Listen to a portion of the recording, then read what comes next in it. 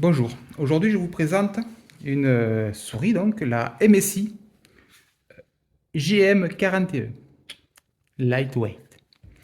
La GM41, c'est celle qui a remplacé ma Roccat. Je vous ai dit que la Roccat, j'ai eu un problème avec, un problème de clic de molette.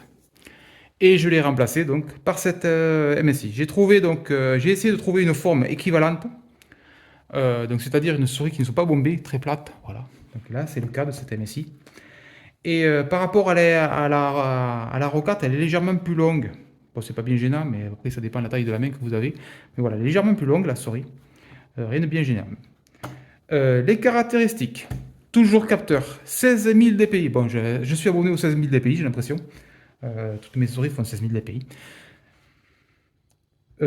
Switch Home Drone, 60 millions de clics. Ils sont complètement malades. À mon avis, la souris, elle n'existera plus, ça cliquera encore. Mais je ne vois pas l'intérêt d'avoir 60 millions de clics sur une souris. Elle est RGB, juste le petit dragon qui est clair là. Donc c'est pas le super RGB. Le logiciel MSI, il est nul. Donc, c'est pareil, vous l'installez, vous mettez à jour le firmware, vous réglez votre RGB là. Là j'ai mis un jaune, pourquoi pas. Et après vous virez cette merde parce que de toute façon le logiciel est super lourd et il sert à rien. Donc, truc qui sert à rien. Donc le meilleur soft qui existe, je vous dis tout de suite, c'est Corsair, et les autres, laissez tomber. Donc la souris surtout, voilà. Donc la souris. Donc sur le côté, deux boutons, tout à fait classique. Home run, 60 millions de clics. La molette. J'aime pas son bruit. Je préférais celle de Roccat, il n'y a pas photo. Qui cliquait bien et tout. Là, elle fait vraiment bas de gamme cette molette, je sais pas pourquoi. Donc j'espère que le clic de la molette marchera longtemps, parce que c'est le problème que j'ai eu sur la Roccat. Câble flex. Mais câble flex, encore moins flex. D'ailleurs, on va le voir. Hop, voilà. Donc ça, vous voyez. Câble flex, pas flex en fait. Vous voyez, là, je l'ai plié, il garde sa pliure. Vous voyez. C'est du câble quasi flex, on va dire. Donc le super flex, c'est la couleur master. Ensuite la Roccat et celle-là en dernier. C'est flex, mais je sais pas ce qu'ils ont fait. Ils ont mis un tissu flex autour, oui, mais dans le fil, les fils électriques sont dedans, ils sont pas flex. Donc je sais pas pourquoi ils ont fait ça. Donc par rapport à la Roccat, on le sent vraiment. Et par rapport à la couleur master, il y a un monde entre les deux. Tellement que la couleur master, son câble est impressionnant. Sur le côté, là, le plastique est dur. Et sur le côté, c'est caoutchouté. La souris, ça fait 3 mois que je l'ai. Donc c'est pas un test à longue durée. Donc j'espère que ce caoutchouc ne va pas se mettre à coller dans le temps. Parce que souvent, les caoutchoucs, ils deviennent collants et ils deviennent dégueulasses. Donc il y a des astuces pour dès que ça colle, vite le traiter pour pas qu'il colle. Mais après, une fois qu'il est trop collant de partout, on est obligé de le détruire parce que c'est horrible. Donc j'espère que ça sort. Il y en a des deux côtés. Voilà. Ce truc en caoutchouc. C'est sympa, la main, elle est très agréable cette souris. Et elle glisse pas mal.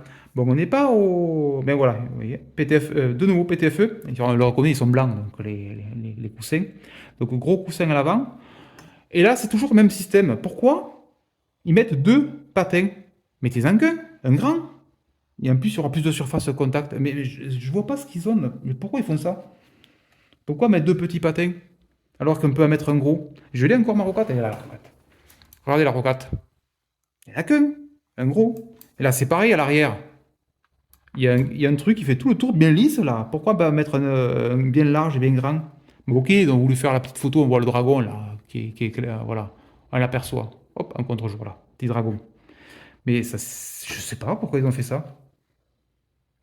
Ça, c'est plus logique. Donc, non, je sais pas. Donc, qu'est-ce qu'il y a d'autre à dire? Donc là, PTFE, bon, ça glisse beaucoup. Bon, la souris il y a 3 mois, donc pour l'instant, ça va. Bouton DPI est dessous, pas dessus, comme sur les autres souris. Donc quand vous êtes en plein jeu, je vais changer mon DPI, vous retournez la souris, vous appuyez dessus et vous remettez. Super, ok, pourquoi pas. Perso, je préfère le système de Corsair où il y a deux boutons, plus et moins. Donc quand on est en train de jouer, d'un coup on veut de la précision, on appuie un coup sur plus, on a de la précision, et on appuie sur moins et on repère en précision, voilà, vous comprenez le système. Ou mieux sur la Corsair avec le bouton super DPI là, qui permet de mettre au taquet à 16 000 dpi. Dès qu'on appuie dessus sur le côté gauche, hop, ça fout à fond et d'un coup on a une super précision, super visée. C'est très lent au niveau du curseur, mais ça permet d'avoir de la très très bien de précision. Alors que là, c'est pas le cas. Ça reste une très bonne souris gamer, attention, vous dis, le capteur 16 000 dpi, elle fait 65 grammes, elle est toute légère. Elle est plus légère que la Rocade d'ailleurs, elle a de quelques grammes, bon, c'est sympa à l'utilisation, on dirait le même poids. Elle est jolie en look, j'aime bien beaucoup. Le RGB est très très sobre, vous voyez, un petit dragon, voilà. On va pas plus loin. Euh, Très bonne souris, donc juste pour la durée, que je ne sais pas pour l'instant, puisque ça fait 3 mois que je l'ai, et 3 mois que je ne l'ai pas encore usé, encore heureusement. Donc je vous verrai dans le temps. Donc pour moi, la forme est nickel. Petit inconvénient, comme je vous disais, le câble flex qui est pas assez flex, pas du tout assez flex d'ailleurs, surtout par rapport quand je compare à des autres souris gamers.